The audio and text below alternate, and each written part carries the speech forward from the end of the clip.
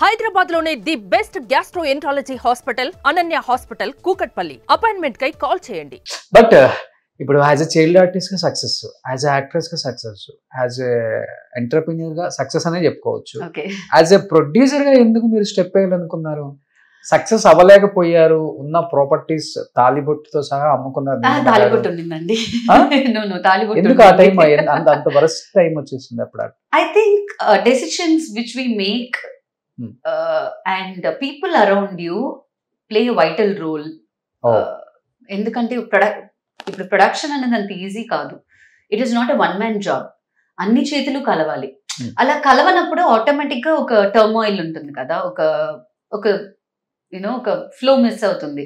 అలా జరిగింది. బట్ ఆ తర్వాత టెలివిజన్ లో వీఆర్ డూయింగ్ రియలీ వెల్. ఎన్ని కోట్లు ఖర్చు పెట్టారండి అప్పుడు సినిమాకి? ఆ టైంలో ఒక 4 crores దాకా. 4 crores అండి, చాలా పెద్ద అమౌంట్. అవునండి, ఆ టైంలో అది అయిపోయిందండి. ఇప్పుడు 15 ఏళ్ళు అయిపోయింది.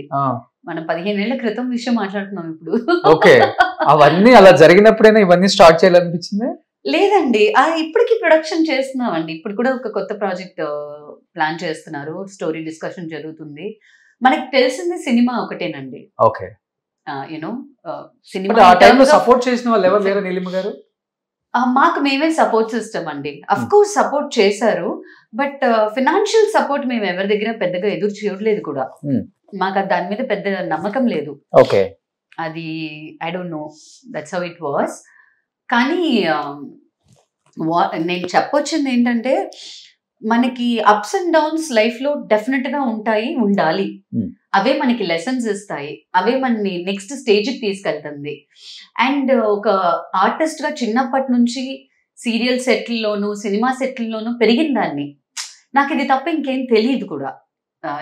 సలూన్ బిజినెస్ అనేది కూడా మీరు చూసారంటే, ఒక ఆర్టిస్ట్ గా సలూన్ కి చాలా సార్లు వెళ్ళడం రావడం జరుగుతుంది. మనకి అక్కడ ఏమేం చేస్తున్నారు, సర్వీసెస్ ఏంటి అని ఒక ఆల్రెడీ టచ్ ఉంది. కాబట్టి మేకప్ అనేది మనం ప్రతిరోజు వేస్తున్న విషయం కాబట్టి నాకు టక్కుని ఇండస్ట్రీ కనెక్ట్ అయ్యింది.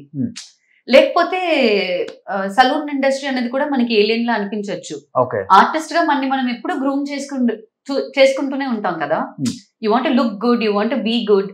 సో అప్పుడప్పుడు సలూన్ కి వెళ్ళి రావడం అన్న ఒక టచ్ ఉంది కాబట్టి ఈ industry it was easy for me to select as my. కానీ ఒక మనిషికి ఫెయిల్యూర్ వచ్చినప్పుడు జీవితంలో ఎలా ఉండాలనేది నేర్పిస్తుంది అని చెప్తుంటారు పెద్దవాళ్ళు. ఎస్ అండి. ఆ ఫెయిల్యూర్ మీకు ఎలాంటి జీవితాన్ని నేర్పించింది? ఎలా ఉండాలి, ఎలా ఉండకూడదు, రెండు ఉంటుంది కాబట్టి. ఉండకూడదు అనేది మీరు ఎంత మీ ప్రయత్నం చేసినా కాలం దాని పని అది చేస్తుంది. ఓకే, కర్మ. You can call it karma, you can call it time, you can call it destiny, you can call it pre-written. దానికి పేర్లు ఏం పెట్టుకున్నా ఒక విషయం జరగాలంటే అది జరుగుతుంది. దానికైనా ప్రికాషన్స్ తీసుకోవడం, దాన్ని ఎలా ఫేస్ చేస్తున్నారు అన్న దాంట్లోనే లైఫ్ ఉంది. ఇప్పుడు ఒక సిచ్యువేషన్ జరిగింది, దాన్ని నేను ఎలా యాక్సెప్ట్ చేస్తున్నాను, దానికి నేను ఎలా రియాక్ట్ అయ్యాను, నా రియాక్షన్ ఉంది కదండి, అదే మీ లెసన్. మీరు ఎలా రియాక్ట్ అవుతున్నారు ఒక విషయానికి అన్న దాన్ని బట్టి, ఆ రియాక్షన్ యొక్క యాక్షన్ ని బట్టి మీకు your next day will be there. So ఎక్కడ పోగొట్టుకున్నామో అక్కడే వెతుక్కోవాలి అనే దానిలాగా ఏదైతే ఇల్లు అమ్మారో అదే ఇల్లు కొనాలన్న కసి నీలిమ గారికి లేదండి. మేము అద్దెంట్లో ఉండేవాళ్ళం 2014 లో. సో అద్దెకి దిగిన ఇల్లుని కొన్నాం. 2014 దాకా కూడా ఇల్లు కొనలేదు మీరు? లేదండి, అప్పటిదాకా కూడా కొనలేదు. పీక్ లో ఉన్నారు. I had lot of financial responsibilities అండి. మా ఆయన వాళ్ళ అన్నయ్య కొడుకు, అన్నయ్య కూతురు, నా తమ్ముడు, వీళ్ళందరినీ మేమే పెంచాం. మా మాయ పిల్లలు ఊర్లో. We had lot of responsibilities. So it wasn't that easy for us.